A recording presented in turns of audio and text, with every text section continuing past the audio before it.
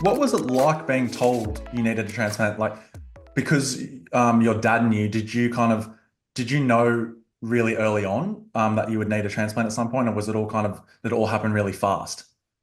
I kind of have to rewind the clock a bit because it was like I'm 37 now and it was 15. I think at the time of the sickness, it was all in my head, like being very mentally strong about just getting better. Yeah. And I think particularly from ages 15 to 17, it was completely out of my head because I was on such high levels of prednisone that like it that probably had the biggest psychological damage to me as a teenager because I was on such high levels.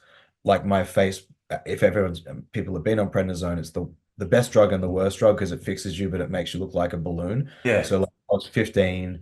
I then broke out with acne, Yeah. had like my face was like this. And then I went back to school and everyone Mm. was like, whoa, what the hell happened to your face? Like, and it Yeah. was a traumatic kind of 2 years because it takes a while for it to get out of your system. I Yeah. think from 15 to 17, I was very stressed about that. And then once I got out of that, I was so happy that it wasn't looking like I was before, that it really was quite stress-free. I was in my, 18, 19, 20-year-old period. Um, I was kind of taking care, but not taking care at the same time because of the ages that you are around that time, like drinking alcohol and doing all the regular things you would as a early 20-year-old.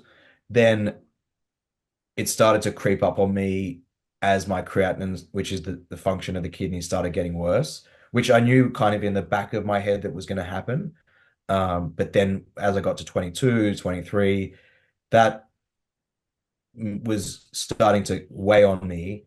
And then there was a bit of controversy because the way they prepare don't people that donate is there's a big thorough process. And a doctor actually vetoed my dad's transplant because he said that my dad had a blockage in one of his hearts, his heart area.